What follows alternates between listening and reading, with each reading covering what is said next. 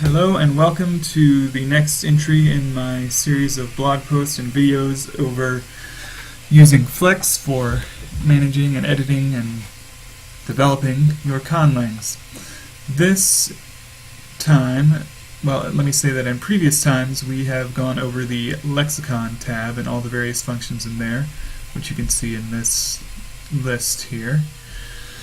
Today I'm pretty excited because I think out of all the functions, which can all be useful to you, the ones that are going to be most helpful and where you'll probably spend the most amount of time are in the lexicon itself and in what we're going to go over today, which is the text and words.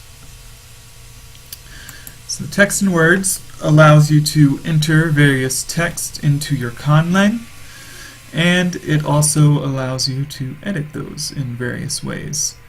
So here are some examples. So here I have a poem, or not a poem, or rather a prose piece, but you can see I could either type it right directly here into the baseline, or I could copy and paste it from a Word document or somewhere else if I've written it somewhere else first.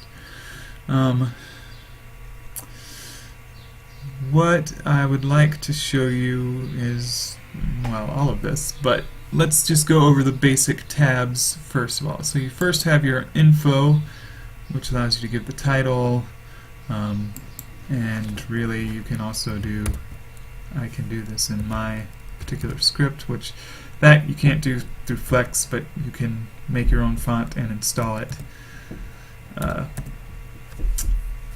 via, in your Windows, and then it'll be available for you.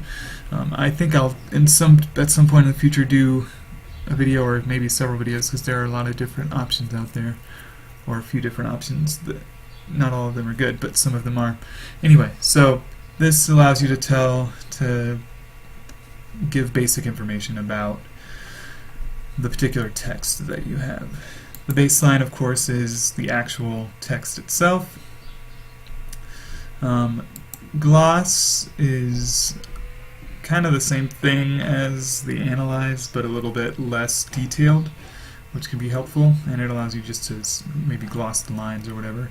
I think probably I prefer to just work with the analyze, which gives you much more, well, not much more, but a lot more detail here. So not only do you have the word itself, you can separate out the morphemes to analyze later, and you can have the entry it's associated with, and the meaning, part of speech, the gloss, and the category of the whole word. So you can analyze all of that. What I wanted to do is find there's one that I've been working on, and I wanted to kind of show you that. So I'm probably going to spend a lot of time in this analyze section.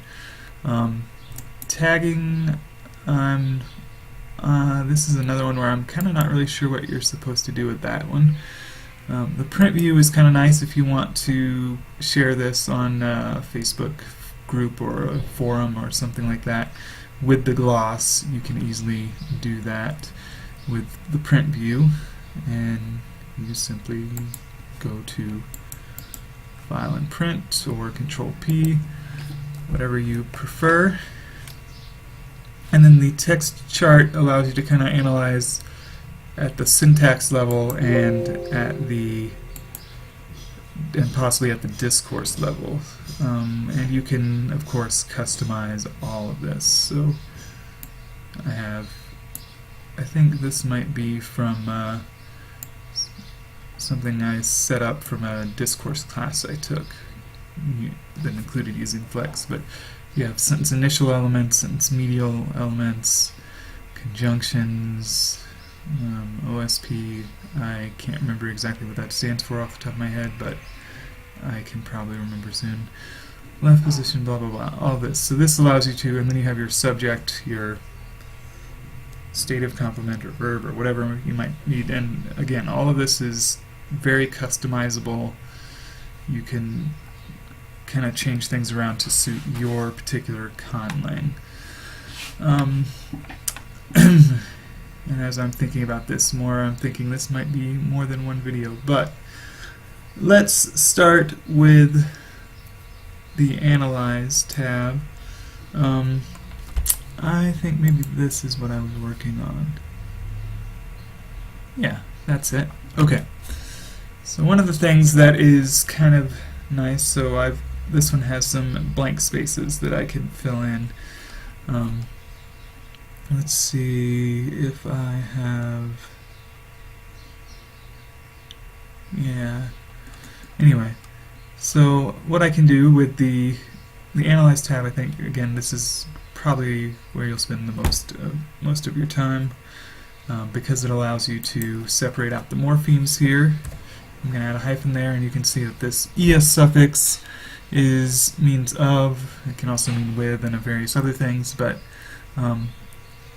it's kind of either a genitive or a descriptive. And you can see that this is well, you kind of have to know some of the grammar of Pyode, which I have mentioned briefly in other videos, but this is what I call the nominal inflection, but it's really a genitive inflection, meaning that it modifies another noun. That's this stem form here. And then you add suffixes to kind of specify how it modifies. So this is a variant of the word Vayar, which means a song.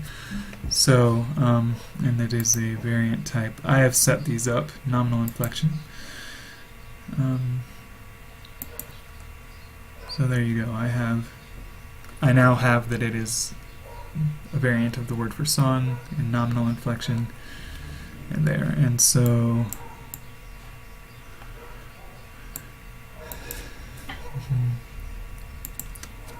now then you can gloss it or rather give a free translation. And this is a very free translation because in this case, the ialia of a song is not a verb, but it kind of has the sense of verb in this case. Similarly with Shavalia, which is a variant of, oh dear, maybe it'll still come up, it will. It's hard for me to type that S with a cedilla in there.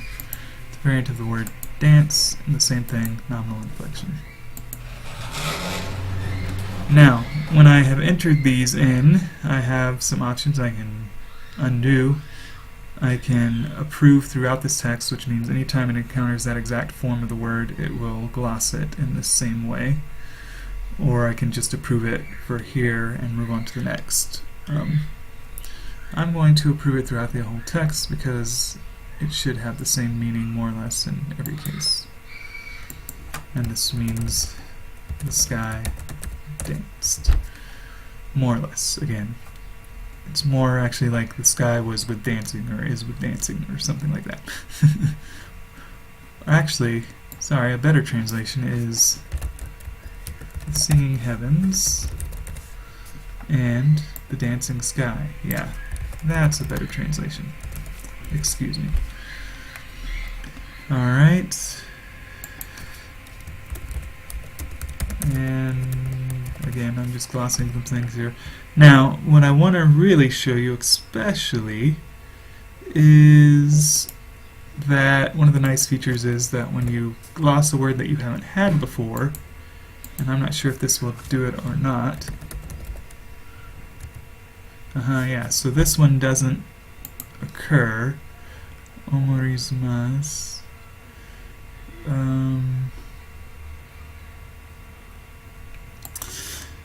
This would be a variant of Omoris.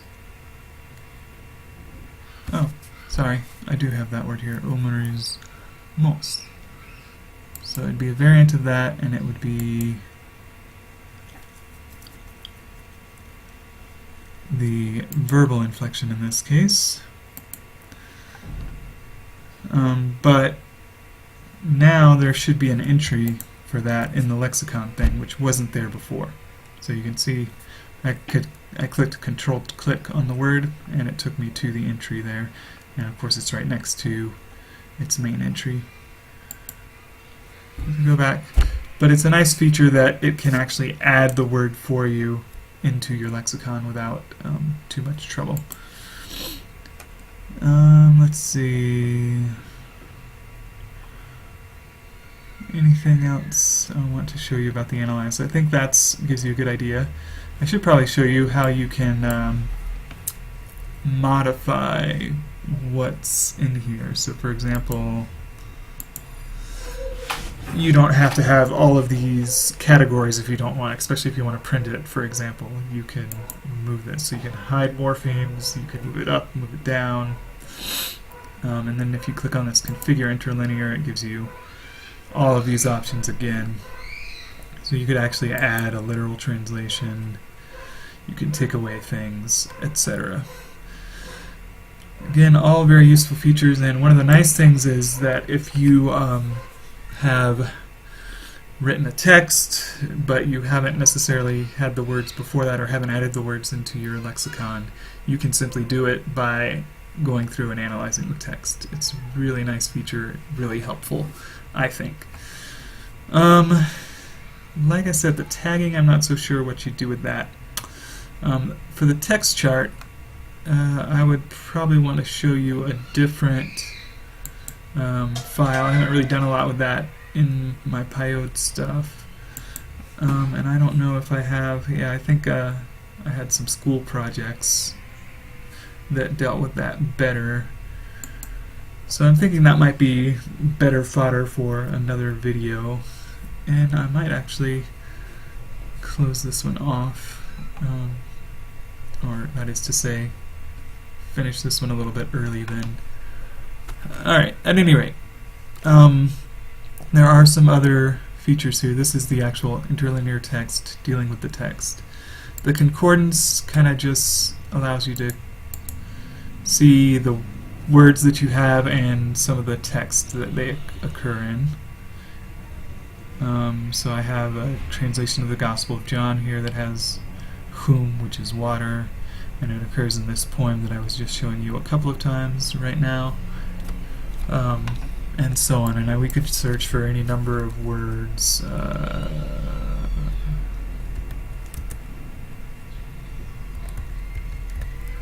don't know if this will come up or not. I don't know if I have it. Okay, yeah, so there you go.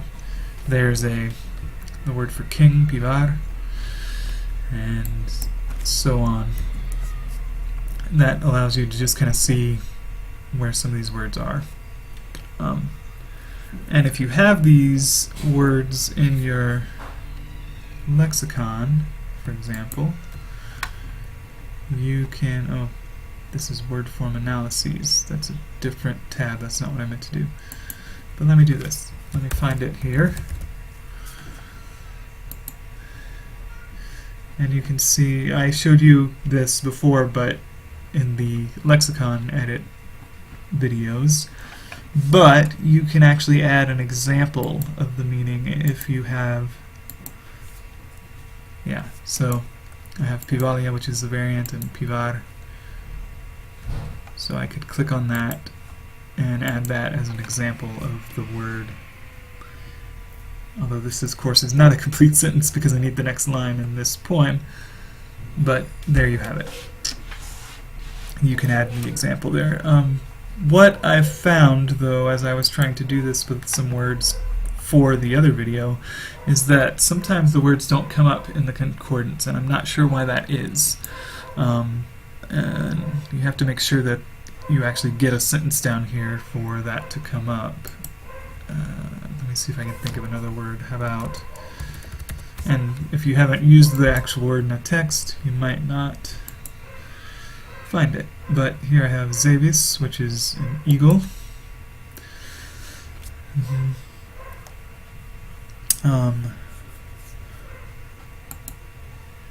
So,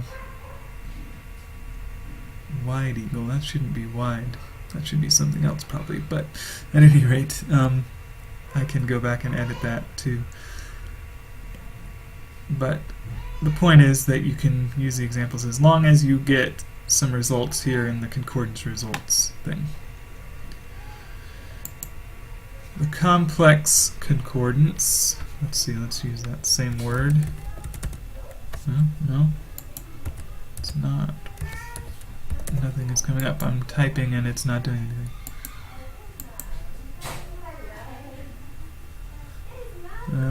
Let's see, word, I don't know. Let's see what I can find. Okay, well, I don't really understand this one very well, so I'll have to maybe look into it more and study it more and get back to you on that. I apologize. And then, of course, the word list concordance just gives you a list of all the words and how many occurrences there are in the various texts that you have. Alright, word analyses allows you to kind of go in and say, is this the correct spelling, incorrect spelling, various other things. And you can assign the analysis. That means that it will assign that most, if not all, of the time. Okay, bulk edit word forms.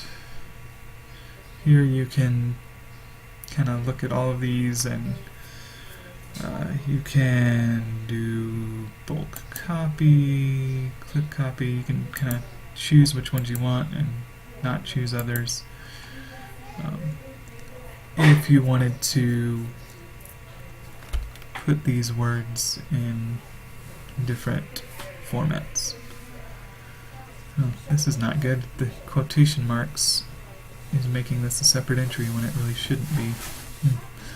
I'll have to fix that too. But at any rate, let's see if there's, I can do a specific example. So I can have the source field might be the form or the word glosses or the number in corpus. And I can target a specific field. But again, not all fields can be the target field. And then let's see what happens. Well, nothing's going to happen on that because there isn't a word gloss. But let's say I did.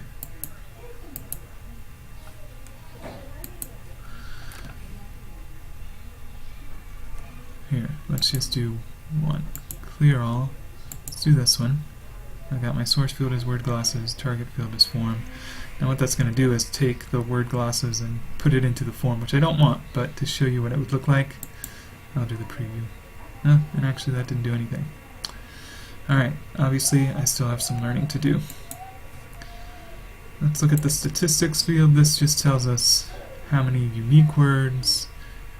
And this is just in your text. I actually have a lot more. I have some 3,000 entries in my lexicon, but this is just ones that I've actually used in text.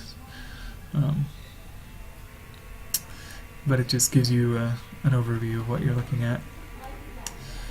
So I think that's a pretty quick video compared to some of my other ones, but I think that'll give you a good overview of what's possible with the text and words list. And I will see if I can't find some of those old school projects to show you the text chart in another video. That's it for now, and I'll see you hopefully within the next few weeks.